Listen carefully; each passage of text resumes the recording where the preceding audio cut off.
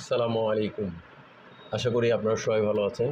সম্মানিত বিনিয়োগকারী ভাই বোনেরা, আমি আজকে 4ই জুলাই শনিবার 2026 এই ভিডিও আলোচনা করছি এবং আমার আজকের আলোচনার শিরোনাম হচ্ছে যে 4টি শেয়ার 2026 সালের সেরা স্টক হতে পারে।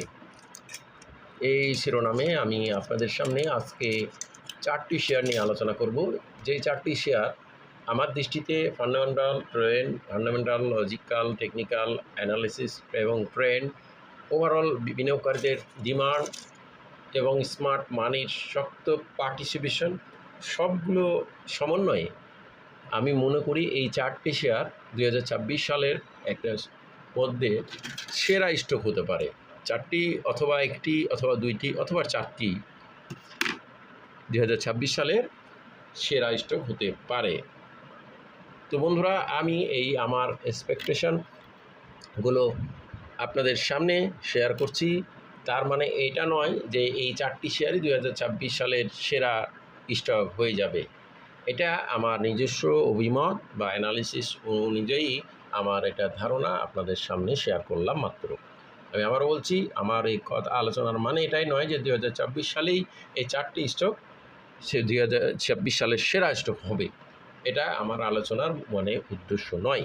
এটা আমি আপনাদেরকে আমার প্রেডিকশন অনুমান নির্ভর আলোচনা করছি।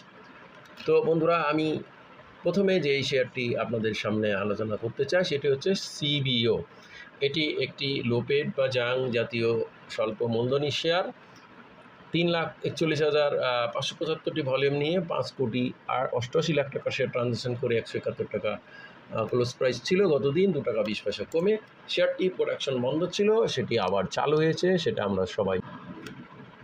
তো বন্ধুরা, আমরা আজকে যেই শেয়ারটি আলোচনা করব 4টির মধ্যে প্রথম শেয়ারটি সিবিও। আপনারা দেখছেন 25p নিয়ে বর্তমানে 6 টাকা 77 পয়সা ইপিএস, নেট অ্যাসেট ভ্যালু 31 টাকা 90। শেয়ারটি লোপেড বা জাং হলেও শেয়ারটির ফান্ডামেন্টালি অবস্থান কিন্তু অনেক ভালো অবস্থান। 3,03,00,000 শেয়ার, ডিভিডেন্ড হিস্ট্রিও ভালো। ইনস্টিটিউট কর্তৃক গত মে মাসে একটা বাই হয়েছিল মোটামুটি 1.02%। ফরেন কোর্টে সামান্য কিছু কমছে, পাবলিকের কমছে। ওভারঅল এই সিবিও শেয়ারটি প্রোডাকশন বন্ধ থাকার পুনরায় প্রোডাকশনের নিউজে পাওয়া গেছে, প্রোডাকশন চলছে এবং এই শেয়ারটি অনেক দিন ধরে 150, 60, 70 এইসব লেভেলেই কিন্তু লেনদেন হয়েছে। 165 তার এভারেজ প্রাইস 300 দিনের মধ্যে। শেয়ারটি মাঝখানে একটা বড় ধরনের আমরা লেনদেন ভলিউম দেখেছি গত 2 দিন, 4,63,000, 6,28,000 এবং এরপর সেটি প্রাইস ইনক্রিজ করছে, কিন্তু গত দিন সেটির লেনদেন কমে প্রাইসও কমে লেনদেন হয়েছে 171 টাকায়। তো যেহেতু শেয়ারটি একটা রাইজিং অবস্থানে আছে এবং এই রাইজিং অবস্থানে কন্টিনিউ করার ফলে শেয়ারটির সামনে যেহেতু ডিভিডেন্ড হিস্ট্রি আছে, ডিভিডেন্ডের ঘোষণা, তো সেই ক্ষেত্রে শেয়ারটি আমি মনে করি ইতিপূর্বে তার একটা হিস্ট্রি আছে অনেক ভালো হওয়ার এবং কম সংখ্যক শেয়ারটি যদি কোনো স্মার্ট মানি গ্যামলার বা মেকানিজম পার্টি 1,14,00,000 শেয়ারের মধ্যে 70,00,000 শেয়ার ড্রাই করে ফেলতে পারে বা কন্ট্রোলে নিয়ে নিতে পারে, তাহলে কিন্তু শেয়ারটি বড় ধরনের একটা সম্ভাবনা 2026-এর সেরা শেয়ারের মধ্যে অন্যতম একটি হতে পারে। এরপর আমি দ্বিতীয় যে শেয়ারটা আলোচনা করব, জেনারেশন আইটি সেক্টরের এই শেয়ারটি 13,91,000 ভলিউম নিয়ে গতদিন 10 পয়সা বেড়ে 26 টাকা 50 ক্লোজ প্রাইস ছিল। লক্ষণীয় একটু উল্লেখযোগ্য বিষয়, অনেক আইটি সেক্টরের অনেক শেয়ার কিন্তু অনেক ভালো হয়েছে, অনেক দূরে গেছে, কিন্তু এই শেয়ারটি ছাড়া এই শেয়ারটি আরও কয়েকটি শেয়ার কিন্তু সেভাবে ডেভেলপ করে নাই।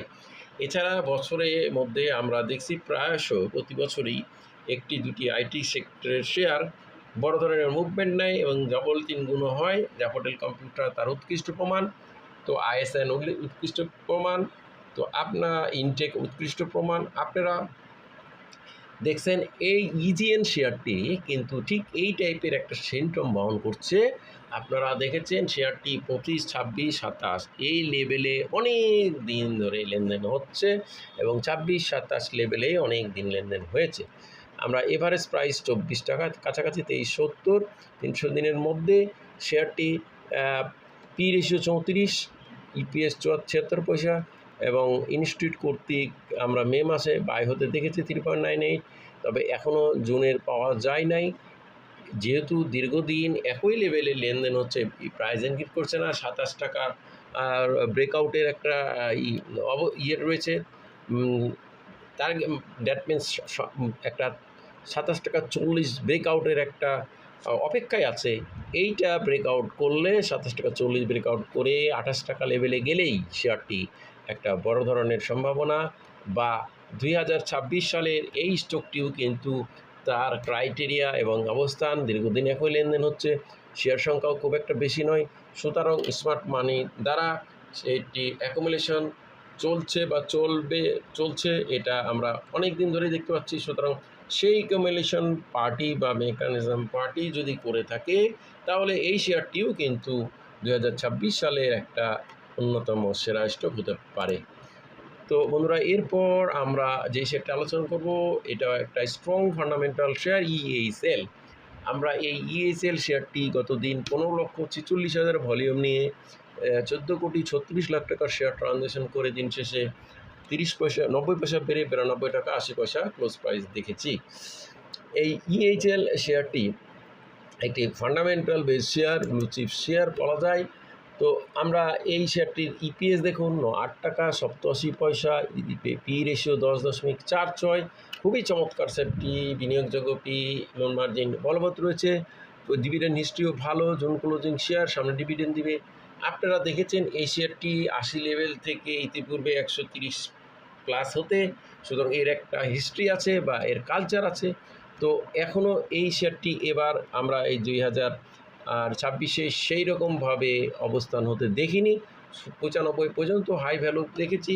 সুতরাং এই শেয়ারটির যেহেতু রিপিট হিস্ট্রি আছে এবং অতীতে এটা হয়েছে 80 লেভেল থেকে 130 যাওয়া, সুতরাং এটা যে আবার হবে না এটা বলা যায় না। উপরন্তু আপনারা দেখুন শেয়ারটির ভলিউম কিন্তু দিন দিন ইনক্রিজ করে লেনদেন হচ্ছে, এবং শেয়ারটি 78 টাকা পর্যায়ে আমরা দেখেছি এসেছিল, 78, 79, 76, 75 আমরা দেখব রিসেন্ট টাইমে 75 টাকা 30 পয়সা 31শে মার্চ। তারপর সেটি 95 টাচ করেছিল। তো এখন আমাদের এই 95 টাকাটাই শেয়ারটির যে হাই ভ্যালু, এটাই ক্রসের অপেক্ষায় আছে। যদি এটা 95 ক্রস করতে পারে, তাহলে কিন্তু এটাও 2026 সালের অন্যতম একটা সেরা স্টক হতে পারে। তো বন্ধুরা, এরপর আমরা সবশেষের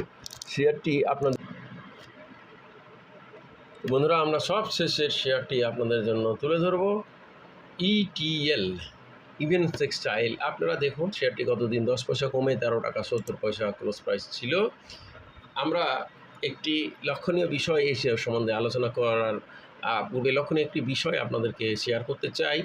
আপনারা দেখবেন প্রতি বছরই কিন্তু ছোট ছোট শেয়ারগুলো ডাবল 3 গুণ হয়, আর এবং সেগুলোর একটা স্কোপ থাকা লাগে। অনেক সময় জেড গ্রুপের শেয়ারও হয়, কিন্তু ফান্ডামেন্টালি শেয়ার বা মোটামুটি কিছুটা হালকা ফান্ডামেন্টাল এই শেয়ার, বি ক্যাটাগরির শেয়ার, এরকম শেয়ার আমরা ইতিপূর্বে হতে দেখেছি। তো আমরা এই ETL শেয়ারটি আমরা 1 বছরের মধ্যে 8 টাকা 30, এবং ঠিক রিসেন্ট টাইমে এই শেয়ারটি আমরা 9 টাকা লেভেল থেকে দেখুন, 9 টাকা লেভেল 6 এপ্রিল 9 টাকা 30 ছিল। এই লেভেল থেকে শেয়ারটি ধীরে ধীরে ইনক্রিজ করছে, গ্র্যাজুয়ালি, একটানা ইনক্রিজ করেনি, শেয়ারটি কিন্তু ধীরে ধীরে ইনক্রিজ করছে। এবং আমরা দেখেছি 13, 14, 10 গত 30শে জুন একটা হাই ভ্যালু করেছিল। এখন শেয়ারটি যেভাবে ছোট শেয়ারগুলোর প্রতি বিনিয়োগকারীদের একটা আস্থা লেভেল থাকে বা আকর্ষণ থাকে, তারই ধারাবাহিকতায় যেহেতু শেয়ারটি বি ক্যাটাগরি বা এ ক্যাটাগরির শেয়ারগুলোতে এরকম হয়, বা বি ক্যাটাগরির শেয়ারগুলোতে এই টাইপের ছোটো শেয়ারগুলোতে বিনিয়োগকারীদের স্মার্ট মানি ঝোঁক থাকে, এবং শেয়ারগুলো একটি সময় একটা ভালো অবস্থান তৈরি করে। তো এই শেয়ারটির ETL-এর ইপিএসও কিন্তু পজিটিভ, মাইনাস নাই, NAV 12 টাকা, overall 18,37,00,000 share, June closing share, তারাও গত বছর ডিভিডেন্ড দিয়েছিল।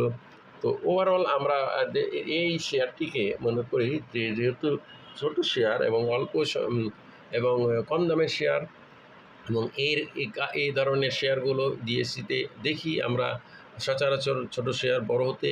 তো সেটা এই ক্ষেত্রে যে এই শেয়ারটি যে 2026 সালের সেরা হতে পারবে না, এটা অস্বীকার করা কিন্তু যায় না। তো সমস্ত এলিমেন্টগুলো এটাতে আমরা দেখতে পাচ্ছি।